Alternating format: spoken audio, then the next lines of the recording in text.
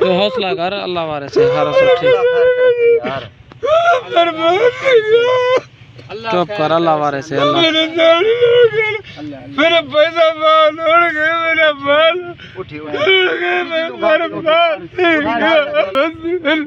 ساری برباد میری ساری اجاڑ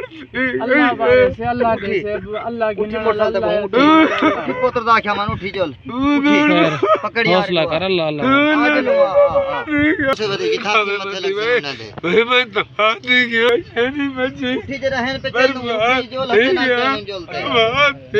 بسم اللہ الرحمن الرحیم۔ السلام علیکم ناظرین، 1973 کا جب سیلاب آیا تو میں چھوٹا سا تھا جی، اور پھر ایک دم پتہ چلا کہ جی اچ شریف ڈوب گیا، اور اس کے ساتھ احمد پور شرکیہ میں کیونکہ میرا گھر ہے تو ہمیں بھی اپنا گھر خالی کرنا پڑ گیا، جو کہ سول ہاسپٹل احمد پور شرکیہ کے بالکل ساتھ ہے میرا جو آبائی گھر ہے۔ تو وہاں سے یہ ہوا کہ جی ہم بھی نقل مکانی کر کے پھر ڈیرہ نواب صاحب چلے گئے اپنی پھپھو کے گھر، کیونکہ ڈیرہ نواب صاحب محفوظ تصور کیا جا رہا تھا، کیونکہ پانی جو ہے وہ اچ شریف پورے کو ڈبو چکا تھا۔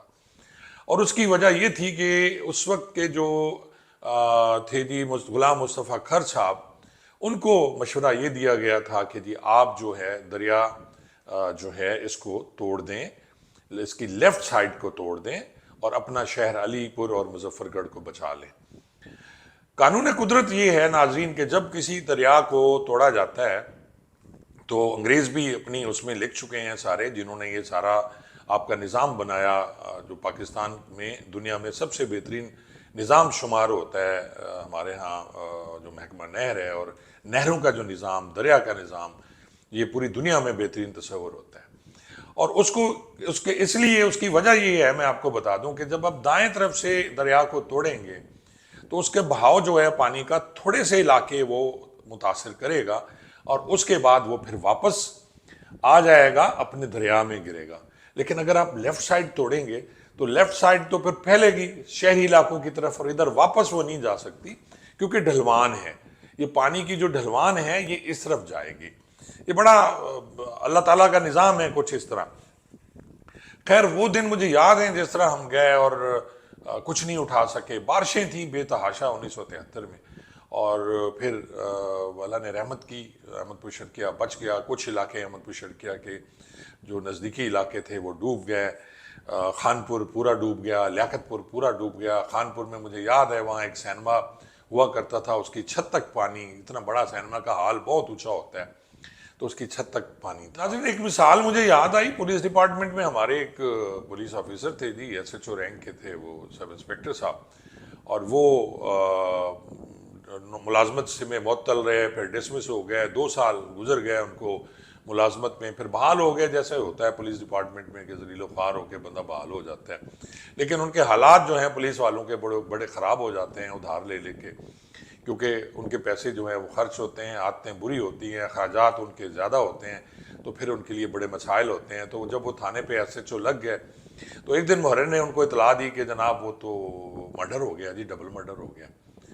تو ایس ایچ او صاحب کے چہرے پہ خوشی کی لہر دوڑ گئی، حالانکہ ہونا تو یہ چاہیے کہ یار قتل ہوا ہے تو وہاں جو افسوس کا مقام ہے، اور بندے کو تھوڑا سا ہوتا ہے کہ یار کسی کے 2 بندے مر گئے، لیکن ہمارا نظام کچھ ایسا ہے، ہمارا معاشرہ کچھ ایسا ہے کہ اگر ایک بندے نے قتل کیا یا 2 نے کیا تو ہم نے 10 لوگوں کے نام لکھوانے ہیں، اور چاندی ہوتی ہے جی پولیس والوں کی، اور پھر تفتیشی سب اس میں شامل ہیں، اور پھر پیسے بڑھتے ہیں۔ جو گناہ گار ہے وہ بھی قتل کے مقدمے میں ضرور پیسے دیتا ہے، ہر مقدمے میں پیسے دیتا ہے کہ جی مجھے رعایت ہو، مجھے مارا نہ جائے، میرے ساتھ رعایت کی جائے، پولا چلان کیا جائے۔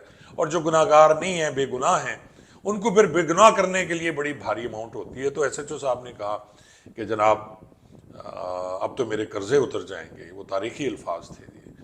دکھ ہوا ان الفاظ کا مجھے کہ یار یہ ایس ایچ او صاحب یہ نہیں سوچ رہے کہ یار جن کے قتل ہوئے ہیں، 2 بندے مرے ہیں بیچارے، ان کے گھر میں کیا عالم ہوگا۔ اور میں نے بہت سے ایسے پولیس والے بھی دیکھے ہیں کہ لاش پڑی ہوئی ہے اور وہ وہاں سے بھی پیسے لے لیتے ہیں کہ جی ہم نے تو جی پوسٹ مارٹم کرانا ہے، ہم نے تو وہ ڈبے لینے ہیں، اس میں اس کے جو اعضاء جانے ہیں، وہ بھی یہاں یہ سارا سسٹم ہے۔ اب کچھ بہتر ہو گیا ہوگا تو مجھے نہیں پتا، لیکن اس وقت تھا۔ ناظرین، میں نے اندازہ لگایا کہ یہ جو سیلاب آتا ہے یہ سیلاب کب سے آ رہا ہے، تو میں نے چیٹ جی پی ٹی کیا اور اس میں نے دیکھا کہ یہ سیلاب کب کب آئے اور کیسے کیسے آئے پاکستان کی تاریخ میں۔ قیام پاکستان 1947 سے لے کے اب تک چھوٹے بڑے کئی سیلاب آ چکے ہیں اور ان کی تعداد درجنوں ہیں۔ ان میں چند بڑے اور تباہ کن سیلاب نمایاں ہیں جنہوں نے پورے ملک پر گہرا اثر ڈالا۔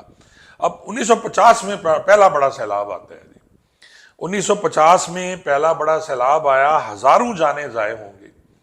پھر آتا ہے جی 1973 اور 1976 کا سیلاب، 73 کا تو میں خود آپ کو بتا چکا ہوں، پھر 76 میں بھی بڑا شدید سیلاب آیا تھا۔ پنجاب اور سندھ کے سب سے زیادہ متاثر علاقے ہوئے تھے پنجاب اور سندھ۔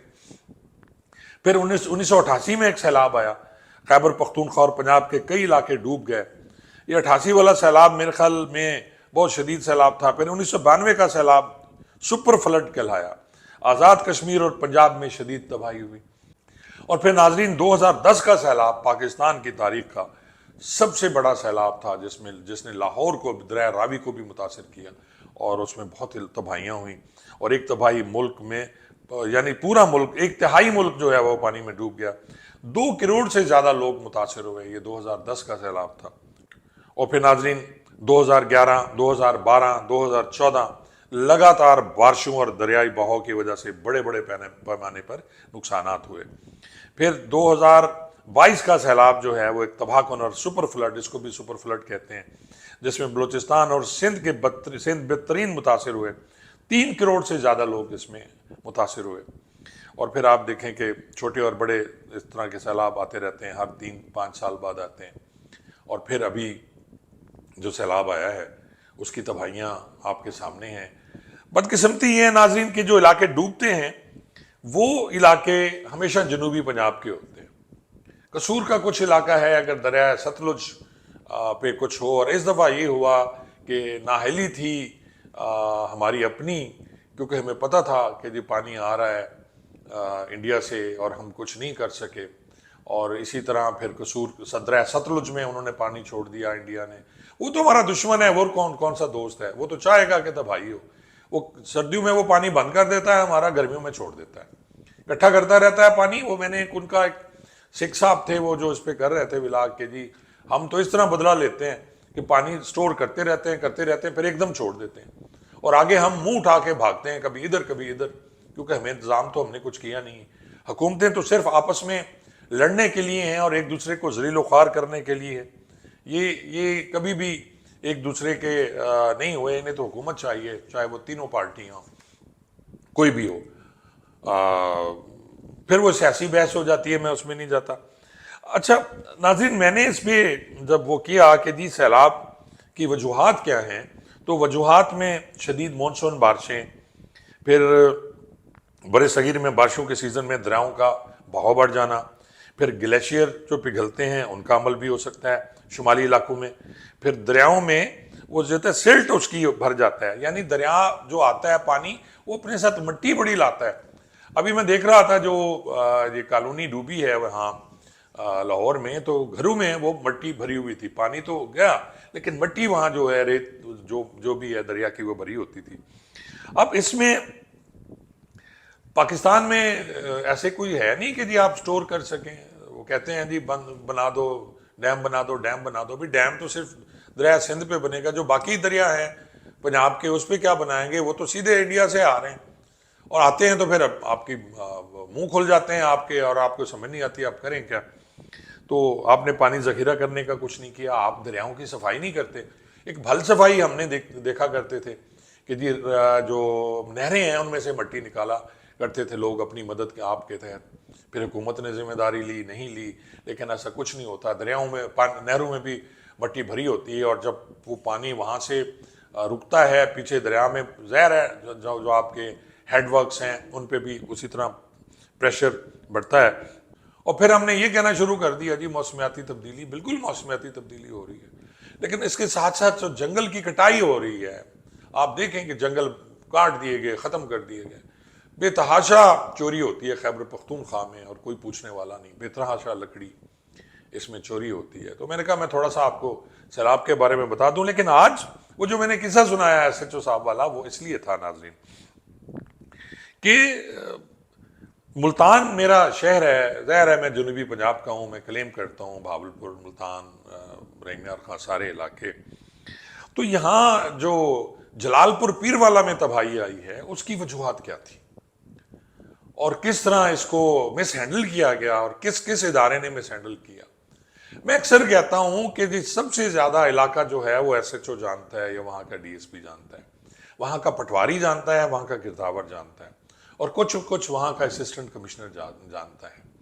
لیکن جب فیصلے اسسٹنٹ کمشنر کی بجائے DSP کی بجائے وہ لوگ کریں گے، چیف سیکرٹری کریں گے یا وزراء کریں گے اور وہاں جا کے خواہ بیٹھ جائیں گے اور پولیس افسران کی وہ انسلٹ بھی کریں گے، وہاں کے جو سٹاف ہے اس کی انسلٹ بھی کریں گے، اور اپنا ذہن ان کا اتنا ہی ہے، وہ ایک سیاسی ذہن ہے، وہ ٹیکنیکل ذہن نہیں ہے، ٹیکنیکل لوگوں کی نہیں ماننی، اپنی منوانی ہے، اور اس کے ساتھ پھر تباہیاں آتی ہیں. تو ناظرین یہ جو ہوا، میں آپ کو بتاتا ہوں کہ جی جب آپ ملتان سے جا رہے ہوتے ہیں کراچی کی طرف، یہ موٹر وے M5 جہاں سے شروع ہوتی ہے، آپ جو ہی ملتان سے نکلتے ہیں تو ملتان میں رائٹ سائڈ جہاں میرا گھر ملتان میں ہے وہاں آگے ہیڈ محمد پور ہے اور دریا گزر رہا ہے وہاں سے چناب.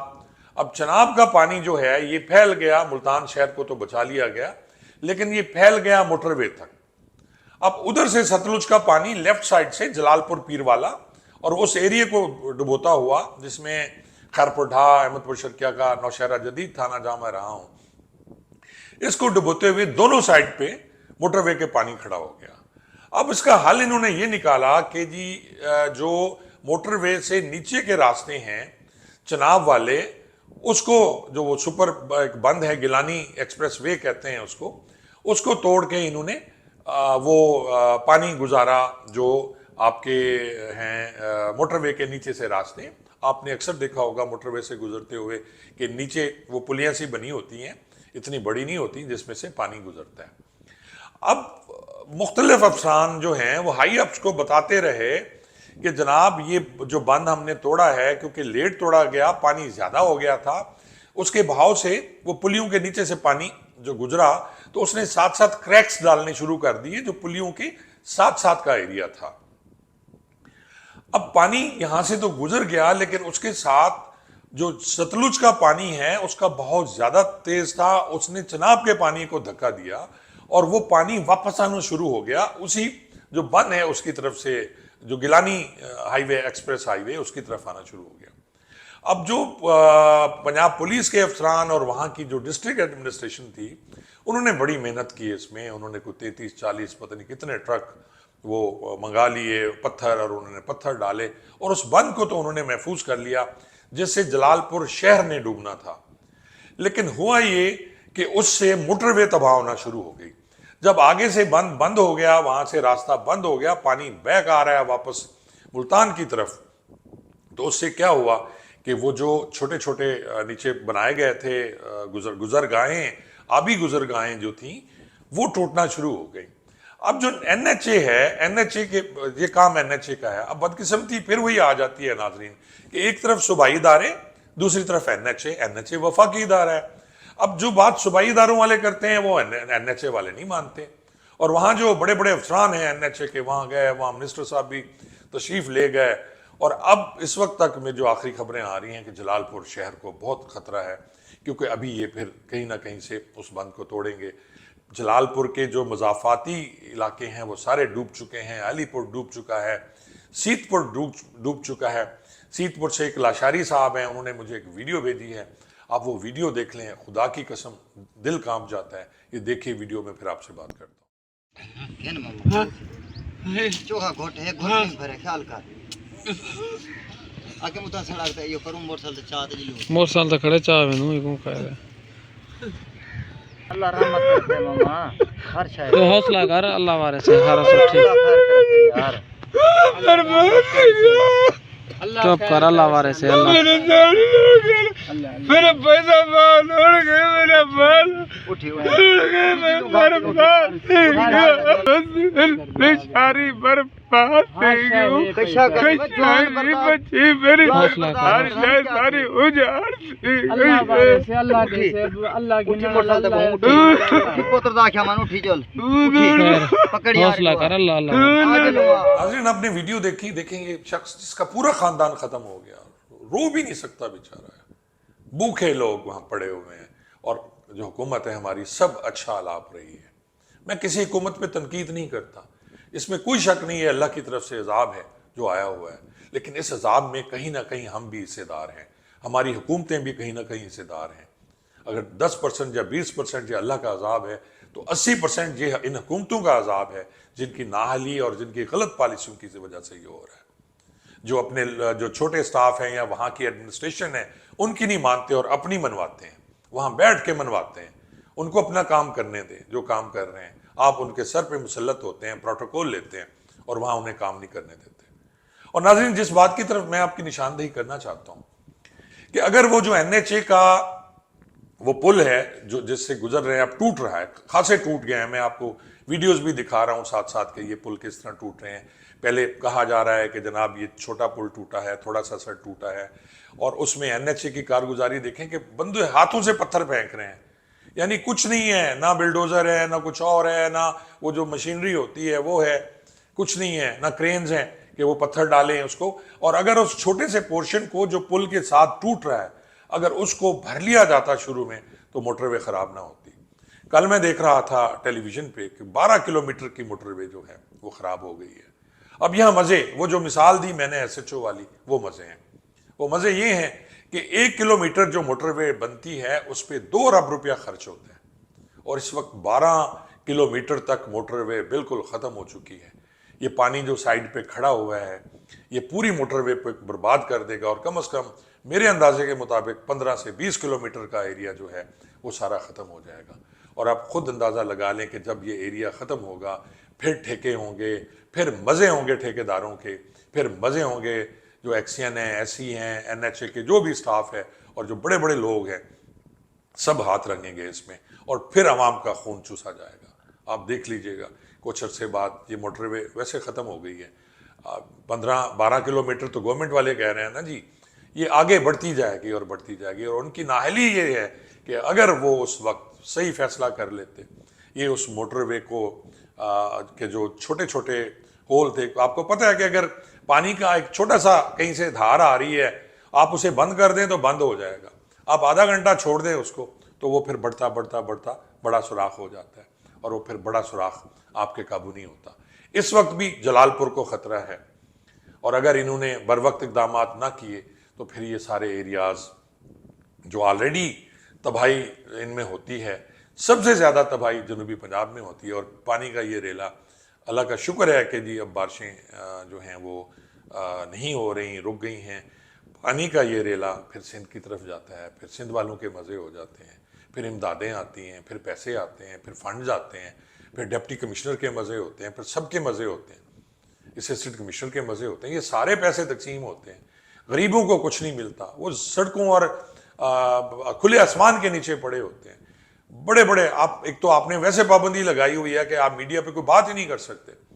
कभी आप देखें स्ट्रीम मीडिया में कुछ आया हो कि गरीब परेशान है, सोशल मीडिया पे आपको नज़र आ जाएंगी ऐसी बेतहाशा स्टोरीज, जिनके ख़ानदान के ख़ानदान ख़त्म हो गए, जिनके घर बर्बाद हो गए, वहाँ कहत पड़ेगा।